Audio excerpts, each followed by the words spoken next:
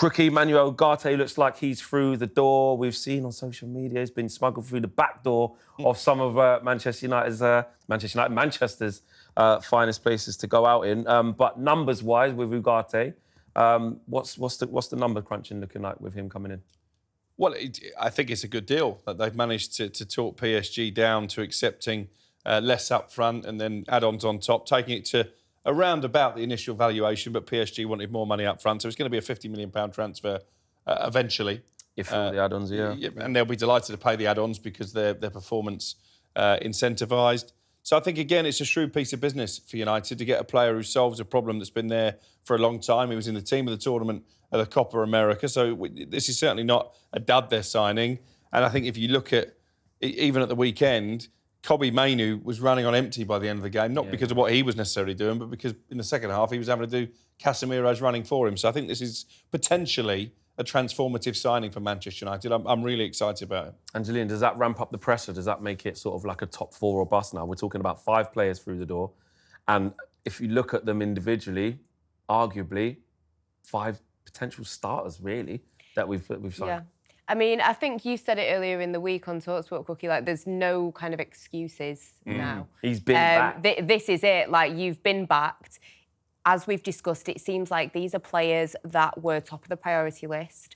They've ticked the boxes. They've got the right people. So now I think the pressure is on. I mean, as Manchester United fans, I think everyone wants to see United in the top 4 anyway. Fans are already wanting that. But when you look at these names that are coming in, yeah, I mean, the pressure should already be on. But especially after a season as bad as last year. The pressure will already be on. But I think for a top 4 finish, you would look back at this season and think, hang on, we spent how much money?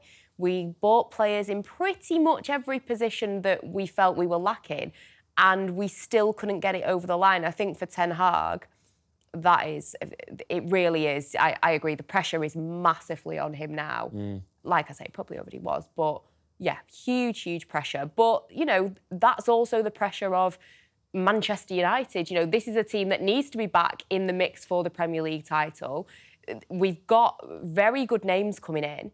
So, yeah, all of that combined, pressure's on, but that's how it should be. We should be feeling this pressure. Exactly. We wanted to see us move forward in the transfer market, done. Wanted to get these types of people in and to do what they needed to do and us feel positive about the team. But in terms of Ugarte individually, Crookie, any doubts about him? One season at PSG, okay, new ideas came in, they went in a different direction, but, was good at Sporting before that. Like you mentioned the Copa America, but in terms of coming to the Premier League after one season at PSG, any doubts? I guess the negative and the doubt is why PSG is so willing to let him go. But ultimately, I think that was a financial decision, but it's always a slight worry when you get another European juggernauts cast off. You ask the question, why did Real Madrid let Casemiro go? Why were they so willing to cash in on Varane? I think we know the answer to both of those. But the flip side is he comes here with a point to prove, trying to restore his reputation as one of the best holding midfielders in Europe. But it's that position, isn't it, that United have neglected for so long now. I mentioned it last week, probably since Michael Carrick left the football club or retired as a player anyway. So, yeah, it's much needed. And I think what's impressive about this summer window is they were pretty clear that, this is a name that's been doing the rounds for a long time now. There weren't really any other targets. They honed in on Ugarte. They bided their time. They were patient to make sure they got the price they wanted, and they've got their number one target. Same with Joshua Zirkzee in that position. De Ligt was always their top centre-back target as well. So I think INEOS are delivering. And also, if you look at the amount of money they've recouped now for player sales, that Hannibal ended up being a permanent transfer to Burnley, was about £120 million in the coffers from departures as well, which again has not been United's strong point in recent I agree with that, and I think that needs talking about more. I mean, this is the beauty of our show, is that we can, as United fans, kind of disprove or dispel some of the myths. And it's like, Man United have just done the same, wasted money and this, that and the other. Well, no, hang on a minute. People, trying to inflate the prices by maybe just putting it in euros or just the add-ons, saying that the add-ons are, are final and that's what's paid now. No, like you said, Manchester United ended up paying £42 million up fixed for Manuel Ugarte when they wanted more. They wanted 50. We've nearly pretty much shaved off, not far off 10 mil, 8 mil straight off. Which pretty much pays for Mazraoui, really. Exactly, and I'm really pleased that INEOS have done that because one of their main roles for me this year, which I've said many times, is that they had to change our perception in the market. INEOS, if you're looking at a few people we've dealt with, you ask Newcastle now what it was like to deal with Manchester United for Dan Ashworth. You go to PSG's board and say, what was it like? You go to Everton and say, what was it like even to deal with even Manchester Napoli. Napoli wanted a loan for Scott McTominay originally with an option to buy. United were like, no chance. You know, what's the point in that? And they've ended up getting decent money. So it shows that they're not a soft touch we're not mugs. We're not mugs anymore. And when you say that out loud, the rivals, Angelina, are like, stupid Man United fans. Are they getting excited just because they bought a cup? They'll still be rubbish. But they can say that. But actually, what our point is that we're operating properly again in the market, or this is the beginning stages of it, and that's something to be positive about, even away from the pitch.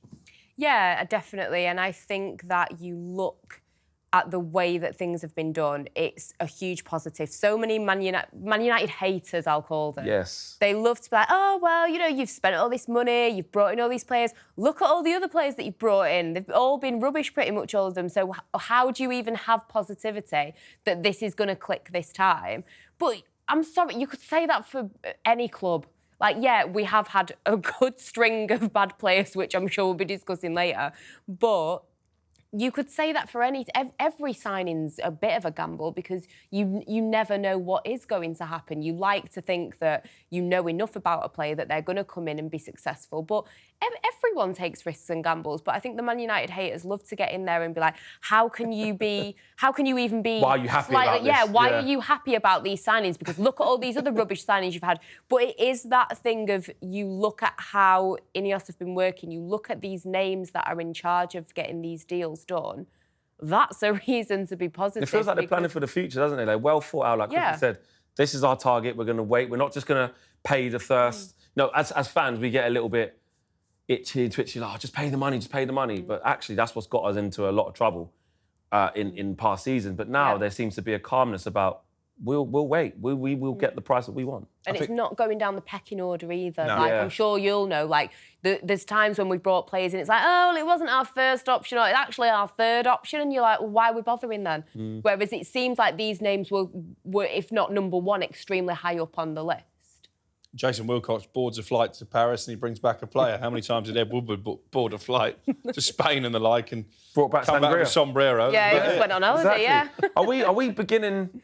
Because, again, we have to be careful with this. We can't get carried away. But are we starting to dine at the top table again in terms of, you know, signings? Well, is that too early to say? Yeah, I think it's too early to say that. I mean, if Erling Haaland came on the market and was playing for a foreign club, he probably still goes to Man City over United. So I think, ultimately, until things improve on the pitch and you start to bring success in terms of regularly playing in the Champions League, regularly challenging for the Premier League title, then there's always going to be a danger of missing out on targets. But I think they are operating like a proper football club again. But there's no surprise. Dan Ashworth, you know, his CV is impressive. You look at what he did at the FA, you look at what he did at Brighton and at Newcastle. Look how much they've struggled this summer. You know, the Mark Gahey deal looks like he's off. Paul Mitchell hasn't been able to get that one over the line. They laughed at us. They said there was only one United. They said you can take Daniel.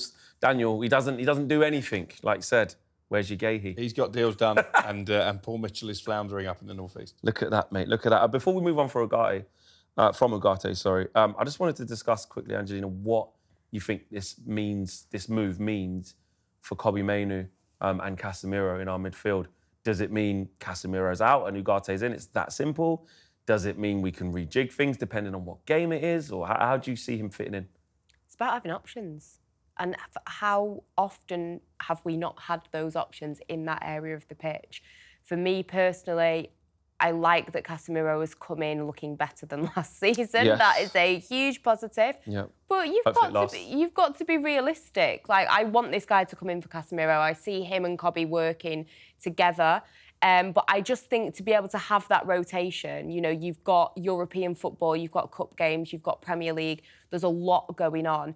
And like I say, to have the option of, right, well, we can play Casemiro in this cup game, no problem, but we've got Premier League game on the horizon. You know, Ugarte has to start in that one. And I just see having the legs on this guy is going to be huge for Kobbie, to not have to be reliant on Casemiro, who, let's face it, as much as he's fitter than last season, you know, he's past it. So I think for me, just having those options And that support for Kobbie is going to be huge because we don't want to see him burning out and we want him to be at his best. And I think having a better player playing with him, you know, it's kind of obvious that it's going to be positive. Is Zach Rookie, Casemiro, is this the beginning of the end, would you say? Yeah, I think so. I think he's probably still got a role to play, maybe in European competition in particular, where the pace of the game is a bit slower and he brings that experience. But if you're asking me to pick a first 11, then it's going to be Kobbie and Ugarte in midfield. And I'm really excited to see how that signing unlocks even more from Kobbie Mainoo. Genuinely, I think he's a generational talent.